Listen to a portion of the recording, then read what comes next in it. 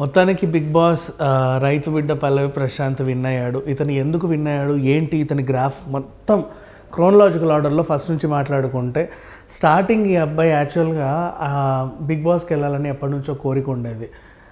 చాలాసార్లు అన్నపూర్ణ స్టూడియోకి ఆల్మోస్ట్ ఒక 4-5 ఏళ్ళ నుంచి కూడా దరిదాపుల్లో తిరుగుతూ ఉన్నాడు బిగ్ బాస్ సీజన్ టైంలో. అంటే ఏమో తను తెలియదు ఎలా వెళ్ళాలి ఏంటి అనేది.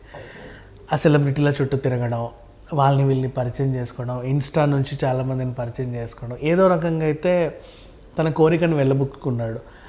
అండ్ లాస్ట్లీ మొత్తానికైతే అవకాశం అయితే దొరికింది. అంతకుముందు కూడా ఆడియన్స్గా కూడా వెళ్ళాడు కొన్ని షోస్కి, వెళ్ళి క్లాప్స్ కొడితే ఆనందంగా చూసేవాడు అనమాట. అప్పుడు నేను ఎప్పుడు వెళ్తానో ఇక్కడికి అంటే మా చాలామందికి ఒక కోరిక అనేది ఉంటుంది, ఇతనికి కూడా అలాగే కలిగింది.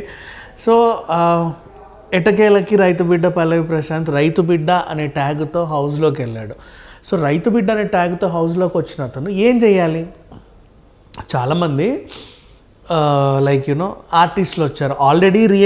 మన ఈ రియాలిటీ షోలు బీభత్సంగా చేసేది అప్పుడే నీతోనే డ్యాన్స్ అయిపోయింది, టక్కున ఇందులో ప్రమోషన్ వచ్చి కూడా చాలామంది వచ్చారు. వీళ్ళందరికీ రియాలిటీ షో అంటే తెలుసు, షూటింగ్ అంటే తెలుసు, కెమెరా ఫేవరింగ్ తెలుసు, ఎలా నటించాలి తెలుసు, అన్నీ తెలుసు, కట్స్ తెలుసు, ఎలా మాట్లాడాలి తెలుసు, అన్నీ తెలుసు ఆల్మోస్ట్. అంటే స్క్రిప్ట్ ఇట్లా వచ్చిందంటే చాలు దాన్ని ఎలా రక్తి కట్టించాలో బాగా తెలుసు. అలాంటి వాళ్ళు ఉన్న టైంలో మహామహులు ఇన్ సెన్స్ ఎప్పటి నుంచో కెమెరా ఫేవర్గా ఉన్నవాళ్ళం, అంటే మహా ఆర్టిస్టులనో లేకపోతే మహానుభావులనో కాదు. సో ఎప్పటి నుంచో కెమెరా తెలిసినటువంటి ఆర్టిస్టులు. సో ఇట్లాంటి వాళ్ళు ఉన్న టైంలో ఈయనకి అవన్నీ తెలియదు, జస్ట్ తన సెల్ఫీ కెమెరా మాత్రం తెలుసు, అలా యూట్యూబ్లో పెట్టడం తెలుసు, అంతే. సో ఇట్లా తెలుసుకొని యూట్యూబ్ జర్నీ నుంచి డైరెక్ట్గా వచ్చి పెద్ద కెమెరాని హ్యాండిల్ చేశాడు మొత్తానికి. ఇకపోతే ఆ పెద్ద కెమెరాలో ఏం చేయాలో తెలియదు. పెద్ద కెమెరా అంటే మళ్ళీ షూటింగ్ కెమెరాలు కూడా కావు, బిగ్ బాస్ కెమెరాలే. జస్ట్ ఏం చేయాలో తెలియదు. మొత్తానికైతే ఆనందంగా ఫస్ట్ డే వచ్చాడు. రెండో రోజు, మూడో రోజు ఏం చేయాలో అర్థం కాల. ఒక్కొక్కరు అతి చేస్తూ ఉన్నారు. ఇప్పుడు శివాజీ గారేమో చిన్న కాఫీ డ్రామా ఆడడం, ఇంకొకటి అట్లా సరదాగా చాలా చలతులు చేస్తుంటే ఈయనకు కూడా ఇట్లా చెయ్యాలేమో అనిపించింది.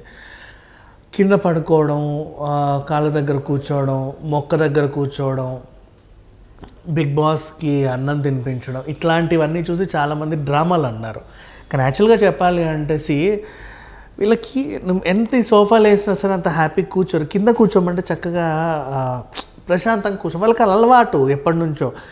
ఇప్పుడు ఎక్కడైనా సరే పొలం దగ్గర సోఫాలు ఉంటాయా మీకు తెలిస్తే?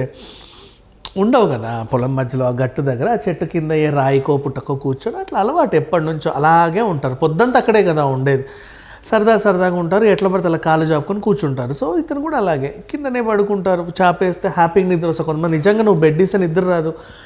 ఈవెన్ ఈ అబ్బాయి కూడా ప్రాబ్లం వచ్చింది స్టార్టింగ్. ఆ చలికి, అంటే చలికి ఇన్ సెన్స్ ఏసీ చలికి, మామూలు చలి తను తట్టుకోగలడు, కానీ ఏసీ చలి అలవాట్లేదు, వాళ్ళ ఇంట్లో ఏసీ లేదు.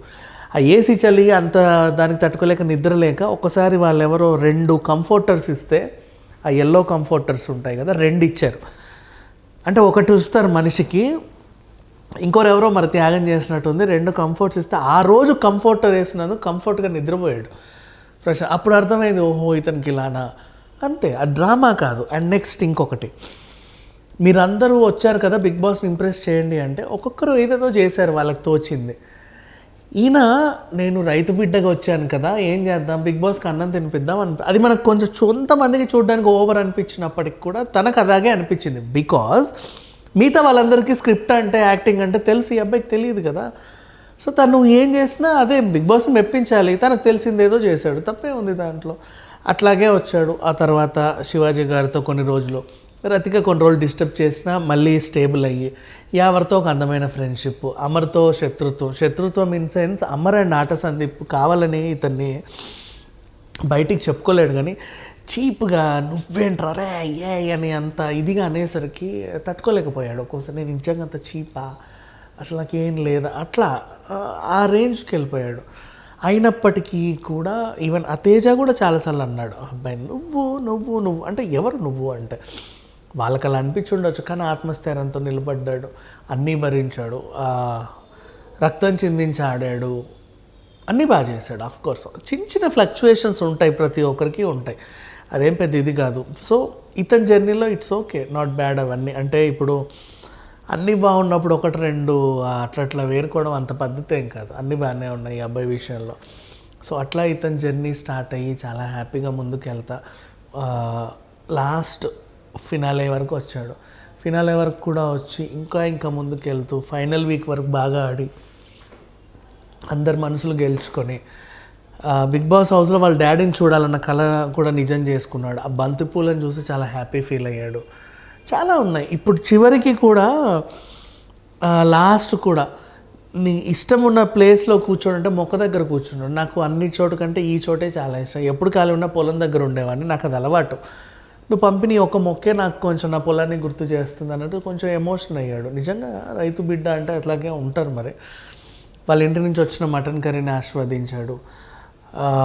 ఆల్మోస్ట్ అన్నీ కూడా ఉత్తరాలని హ్యాపీగా ఎంజాయ్ చేశాడు. A to Z Bigg Boss హౌస్లో ఉన్న 105 రోజుల్ని కూడా అందంగా ఎంజాయ్ చేసినటువంటి ఒక వ్యక్తి ఎవరు ఉన్నారంటే యావర్, శివాజీ, అలాగే పల్లవి ప్రశాంత్. నిజంగా చెప్పాలంటే దే ఎంజాయ్డ్ ఇట్. ఈవెన్ మన ప్రియాంక జైన్, అలాగే ఉన్న కొన్ని రోజులైన అర్జున్, వీళ్ళంతా మంచి కంటెస్టెంట్లు బాగా ఎంజాయ్ చేశారు. ఉన్నంతవరకు గౌతమ్ కూడా బాగా ఎంజాయ్ చేశాడు. అమర్దీప్ లాంటి వరస్ట్ ఫెలోస్ మనం తెలుసు, అట్లాంటి కంటెస్టెంట్ గురించి మాట్లాడుకోవడం కూడా వేస్ట్. బట్ ఏదేమైనప్పటికీ వీళ్ళు మాత్రం ఒక బ్యూటిఫుల్ జర్నీ అని చెప్పుకోవాలి. సో ఏదేమైనా మొత్తానికి రైతు బిడ్డ పల్లవి ప్రశాంత్ అయితే బిగ్ బాస్ సీజన్ 7 ఉల్టా పుల్టా విన్నర్ అయిపోయాడు. అండ్ మీరందరూ వచ్చారు కదా బిగ్ బాస్ని ఇంప్రెస్ చేయండి అంటే ఒక్కొక్కరు ఏదేదో చేశారు వాళ్ళకి తోచింది. ఈయన నేను రైతు బిడ్డగా వచ్చాను కదా, ఏం చేద్దాం, బిగ్ బాస్కి అన్నం తినిపిద్దాం అది మనకు కొంచెం కొంతమందికి చూడడానికి ఓవర్ అనిపించినప్పటికి కూడా తనకు అలాగే అనిపించింది. బికాజ్ మిగతా వాళ్ళందరికీ స్క్రిప్ట్ అంటే యాక్టింగ్ అంటే తెలుసు, ఈ అబ్బాయికి తెలియదు కదా. సో తను ఏం చేసినా అదే బిగ్ బాస్ని మెప్పించాలి, తనకు తెలిసిందేదో చేశాడు, తప్పే ఉంది దాంట్లో. అట్లాగే వచ్చాడు. ఆ తర్వాత శివాజీ గారితో కొన్ని రోజులు, రతిక కొన్ని రోజులు డిస్టర్బ్ చేసినా మళ్ళీ స్టేబుల్ అయ్యి, యావర్తో ఒక అందమైన ఫ్రెండ్షిప్, అమర్తో శత్రుత్వం ఇన్ సెన్స్ అమర్ అండ్ ఆట సందీప్ కావాలని ఇతన్ని బయటికి చెప్పుకోలేడు కానీ చీప్గా నువ్వేంట్రా రే అయ్యే అని అంత ఇదిగా అనేసరికి తట్టుకోలేకపోయాడు. ఒక్కోసారి నేను నిజంగా అంత చీపా. సెకండ్ ప్లేస్ గురించి మాట్లాడుకోవడం కూడా వేస్ట్, రన్నర్ గురించి. తర్వాత శివాజీ గారు ఉన్నారు. శివాజీ గారు ఏంటంటే లాస్ట్ 2 days చేసినటువంటి చిన్న మైనర్ మిస్టేక్స్ వల్ల ఒక మెట్టు దిగాల్సి వచ్చింది, అంతే, ఇంకేం లేదు. అండ్ ప్రియాంక ఆఫ్ కోర్స్ అందరికంటే చాలా బాగా ఆడింది. మగాళ్ళకి ఎదురీది మళ్ళీ టాస్కుల్లో సూపర్గా ఆడింది. She deserves.